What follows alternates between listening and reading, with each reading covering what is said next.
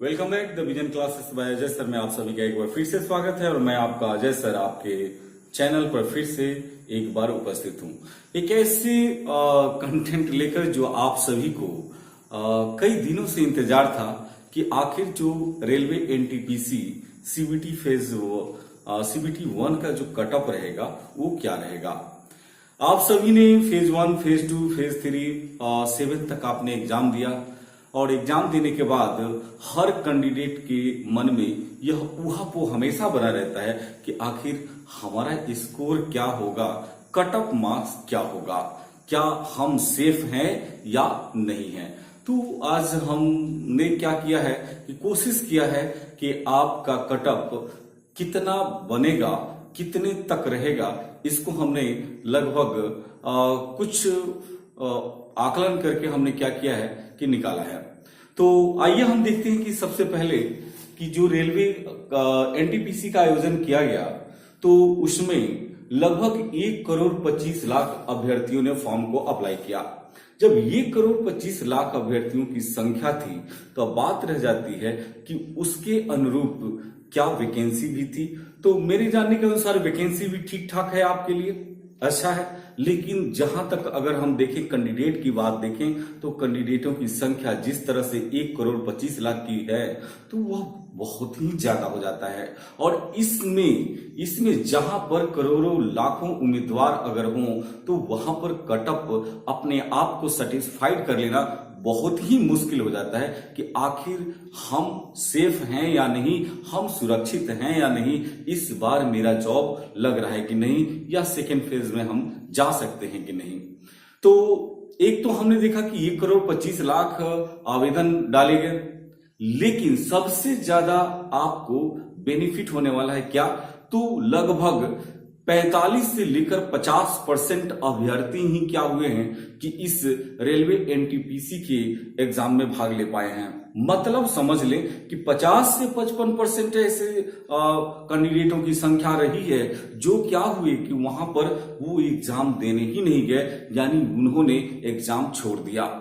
तो इसका मतलब क्या है कि लगभग 50% हो जाता है और इस 50% में आपका उम्मीदवारी आपने एग्जाम दिया है तो हमें लगता है कि आपका जो स्कोर किए हैं और इस स्कोर के बीच में है तो आप कहीं ना कहीं सुरक्षित हैं, सेफ हैं और अगला कदम आपको बढ़ाना चाहिए। तो मैं आपका अजय सर आपके साथ हूं और चले देखते हैं कि आखिर क्या रहेगा रेलवे एनटीपीसी सीबीटी 1 का कट ऑफ। तो एक सभी फेसेस को निकाले हैं, सभी को हमने देखा है। तो जरा देख लीजिएगा कि railway NTPC CBT 1 cut off को हम देखेंगे इस बार के। तो जनरल कैटेगरी को देख लेते हैं और जनरल कैटेगरी में देखिए कि जो पहले फेज की जो हुए वह क्या, उसका क्या रहेगा।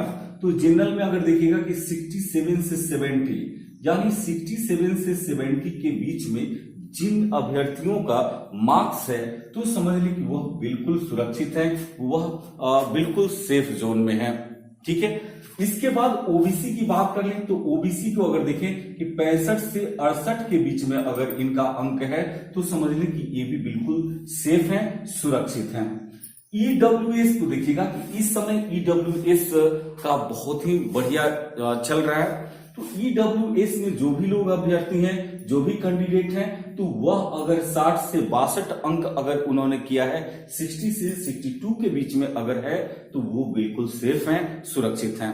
मतलब यहां देखिएगा कि 60 से 62 वाले सुरक्षित है। उसी तरह से एससी की देखें, एससी की बात करें तो यहां अगर 54 से 56 उन्होंने क्या किया है, 54 से लेकर 56 अगर इनके मार्क्स हैं तो ये क्या है, बिल्कुल सुरक्षित है। उसी तरह एसटी की बात करें, हम एसटी की बात कर ले तो एसटी में 50 से 54 अंक जिन्होंने कर लिया है, इतना स्कोर उनका बन रहा है तो फिर क्या है कि यह बिल्कुल सुरक्षित है। इस सारी डाटा नॉर्मलाइज करके निकाला गया है और सभी को ध्यान में रख के किया गया कि जो पहले फेज के हुए, दूसरे फेज के, तीसरे फेज से लेकर 7वें फेज के जो एग्जाम हुए तो उन सारे के इवेल्युएशन कैसा, उनका क्वेश्चन का नेचर क्या था, प्रश्न की पूछने की प्रकृति क्या थी, उस सारी चीजों को लेकर हमने क्या किया कि एवेल्युएट किया है।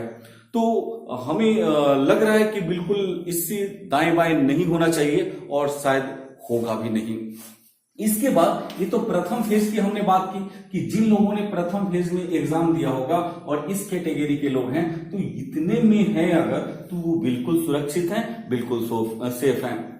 इसके बाद सेकेंड फेज की बात करें, सेकेंड फेज अगर हम देख लें कि सेकेंड फेज में जनरल वाले का कितना जाएगा तो 65 से लेके 68 तक जाएगा। अब सेकेंड फेज में हुआ क्या कि मैंने जब उसके प्रश्न पत्र को देखे कि आखिर प्रश्न पत्र जो था वो किस प्रकार का था, तो हमें थोड़ा सा पहले वाले से कुछ नॉर्मल लगा। और इसके बाद देखिएगा यानी इससे थोड़ा सा कठिन था। तो यहां से अगर हम देखें कि अगर 65 से लेकर 68 तक जनरल कैटेगरी के लोग हैं और 65 से 68 इन्होंने किया है तो वह सेकेंड फेज में बिल्कुल सेफ हैं, सुरक्षित हैं।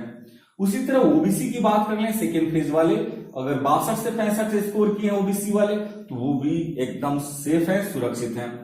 ईडब्ल्यूएस की कंडीशन देख लें, ईडब्ल्यूएस के सेकेंड फेजेस में देखेंगे तो 58 से 60 के बीच अगर उन्होंने किया है यानी 58 से 60 के बीच अगर उनका स्कोर है तो समझ लें कि वो भी क्या है, सुरक्षित हैं। उसके बाद देखते हैं कि एससी को देखें और एससी को सेकेंड फेज में देख लें तो 52 से 54 अगर उनका अंक है तो वह सुरक्षित हैं। उसके बाद एसटी की बात कर लेते हैं सेकेंड फेज में तो 48 से अगर 52 उन्होंने किया है तो बिल्कुल सेफ, सुरक्षित हैं। ठीक है, तो 48 से 52 वाले सुरक्षित हैं। इसके बाद चलते हैं, इसके बाद तीसरे चरण में देखते हैं, तीसरे फेज की जो एग्जाम हुए उसमें देख लेते हैं कि थर्ड वाले में देखेंगे कि जनरल कैटेगरी के जितने भी अभ्यर्थी हैं अगर उन्होंने 68 से 70 किया है तो बिल्कुल सुरक्षित हैं। यानी जरा देखिएगा कि 68 से 70 अगर किया है सेकेंड फेज में तो एकदम बिल्कुल सुरक्षित हैं। वहीं ओबीसी की बात कर लेते हैं, ओबीसी अगर 67 से 70 मार्क्स अगर किए हैं, इतना उन्होंने नॉर्मलाइज करके या जिसको हम कहते हैं कि माइनस मार्किंग करके अगर इतना अंक आता है दैट मीन्स वो भी क्या है, सिक्योर हैं, सुरक्षित हैं। इसके बाद ईडब्ल्यूएस की बात कर लें कि ईडब्ल्यूएस में 60 से 62 जिन्होंने किया है वह बिल्कुल सुरक्षित हैं तीसरे चरण में। और तीसरे चरण में अगर हम देखें, तीसरे फेज में देखें कि एससी कास्ट के लोग अगर 55 से लेकर 57 के बीच में हैं तो वो भी सुरक्षित हैं, वो भी सेफ हैं। वहीं हम एसटी की बात करें और तीसरे चरण की बात कर लेते हैं तो तीसरे चरण में अगर हम देखें तो 52 से 54 अगर उन्होंने किया है तो वह बिल्कुल सही हैं, बिल्कुल उनका होना ही है। इसके बाद देखिएगा जरा कि यहां पर चौथे चरण की बात कर लें कि चौथे चरण में जनरल कैटेगरी के अभ्यर्थियों की बात करें तो अगर उन्होंने 66 टू 69 के बीच में अगर स्कोर किया है तो बिल्कुल सुरक्षित हैं। वहीं अगर हम देख लें कि चौथे चरण में ओबीसी के अभ्यर्थी हैं और 62 से 66 के बीच उनका स्कोर है दैट मीन्स वो सेफ हैं, सुरक्षित हैं। उसी तरह ईडब्ल्यूएस की बात करें और चौथे चरण की बात करें तो ईडब्ल्यूएस में देखिएगा कि इनका क्या स्थिति है, तो ईडब्ल्यूएस में अगर 58 से 60 उन्होंने किया है बिल्कुल सुरक्षित हैं। इसके बाद देखते हैं कि एससी कैटेगरी के देखें तो एससी कैटेगरी में चौथे चरण में अगर 52 से 54 अंक उन्होंने लाया है तो वह बिल्कुल सुरक्षित हैं। उसी तरह से एसटी की बात करें तो एसटी में अगर 48 से 52 है तो 48 से 52 स्कोर अगर किए हैं तो ये भी बिल्कुल सुरक्षित हैं। इसके बाद हम देख लेते हैं कि यह तो चौथे चरण, पांचवें चरण की बात कर लें। ठीक है, यानी टोटल हमने क्या किया कि एक ग्राफ के रूप में पूरे सातों चरण को ले लिया।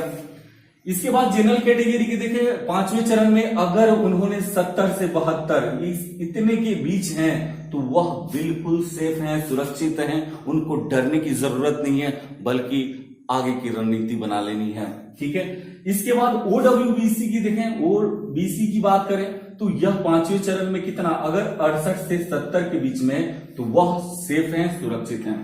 वहीं ईडब्ल्यूएस की बात करें तो ईडब्ल्यूएस की स्थिति देखिएगा कि पांचवें चरण में 60 से 65 अगर उन्होंने लाया है तो वह बिल्कुल सुरक्षित हैं। इसके बाद एससी की देख ले, एससी वाले को पांचवें चरण में देखें कि अगर यह 55 से 57 के बीच में स्कोर इनका है तो यहां पर वो सुरक्षित हैं, वो ठीक हैं, कहीं ना कहीं अच्छा स्कोर है उनका और उनको अगला रणनीति बना ही लेनी चाहिए। एसटी वाले की बात करें पांचवें चरण में जिन्होंने एग्जाम दिया तो 52 से 55 अगर एसटी वाले को है इतना स्कोर है तो फिर उनको भी अपनी रणनीति बना लेनी चाहिए अगले कदम के लिए। ठीक है, क्योंकि वो बिल्कुल सुरक्षित हैं। अब हम छठे चरण में देखते हैं, छठे फेजेस में देखेंगे कि क्या हुआ। छठे फेजेस में देखिएगा कि जनरल कैटेगरी के अगर 67 से 70 के बीच है तो वह बिल्कुल सुरक्षित हैं, उनको अगला रणनीति बनाना चाहिए। इसी तरह ओबीसी की बात करें, ओबीसी वाले अगर क्या है कि छठे चरण में 66 से 70 के बीच में, तो वो भी बिल्कुल क्या है, सुरक्षित है, सेफ है। इसके बाद देखेंगे ईडब्ल्यूएस की बात कर लें। ईडब्ल्यूएस की स्थिति बहुत ही बेहतरीन है भाई, बहुत ही बेहतरीन है। मतलब इस बार तो उनका भी केंद्र सरकार में अच्छा बोलबाला रहेगा। तो ईडब्ल्यूएस के देखेंगे कि अगर 62 से 65 के बीच में है, इतना स्कोर इनका है, तो वह बिल्कुल सुरक्षित हैं। इसके साथ ही देखें एससी कास्ट वाले, अगर छठे चरण में उन्होंने एग्जाम दिया तो अगर 56 से लेके 58 के बीच में है तो वह सेफ हैं, सुरक्षित हैं, उन्हें बिल्कुल अगला रणनीति अपना लेनी चाहिए। एसटी कास्ट के देखें कि एसटी कास्ट वाले अगर छठे चरण में है और 54 से 56 इन्होंने स्कोर किया है तो यह भी सेफ जोन में है, बिल्कुल इनको तैयारी करनी चाहिए, अगले रणनीति बनानी चाहिए, क्योंकि इनका हो रहा है। ठीक है। इसके साथ सातवें चरण, अंतिम चरण की बात कर ले। अंतिम चरण में देखिएगा जैसे जैसे क्या हुआ कि चरण लास्ट गुजरता गया, वैसे वैसे थोड़ा सा क्योंकि पढ़ने का मौका भी मिला, थोड़ा कट ऑफ तो भाई 1-2 अंक ऊपर तो जाना ही है। अब यहां देखेंगे जनरल कैटेगरी के सातवें चरण में अगर 70 से 73 अंक के बीच में है तो सेफ है, सुरक्षित है। समझ में आ रही है ऐसा क्यों हुआ? क्योंकि इनको पास टाइम भी मिला है, हर चीज मिला है और सारे लोगों को मिला, जिसके कारण तो थोड़ा बहुत तो अंक ऊपर जाएगा। तो 72 73 यानी 70 से 73 के बीच में है तो सेफ है, सुरक्षित है, उनको तो चाहिए।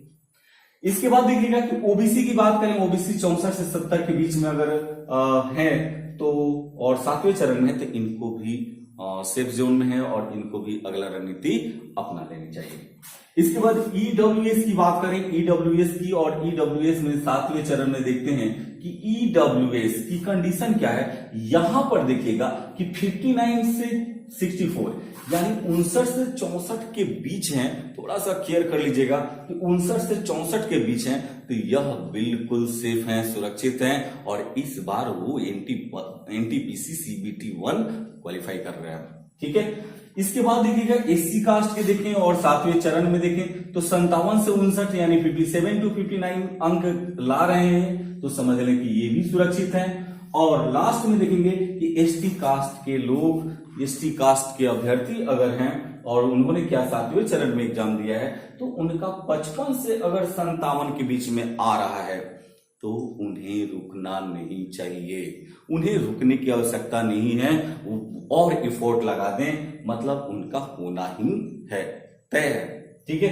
तो यह पूरे सातवें चरण का हमने एवेल्युएशन किया, इसका मूल्यांकन किया रेलवे एनटीपीसी सीबीटी 1 का, और आप लोगों को और आत्मविश्वास के साथ आगे बढ़ना पड़ेगा क्योंकि यह एग्जाम आप क्वालिफाई करने जा रहे हैं और द विजन क्लास परिवार की तरफ से आप सभी के उज्जवल भविष्य की कामना मैं हमेशा करूंगा। और इसी के साथ मैं विदा लूंगा। अगले कंटेंट के लिए कल मिलते हैं। जय हिंद, जय भारत।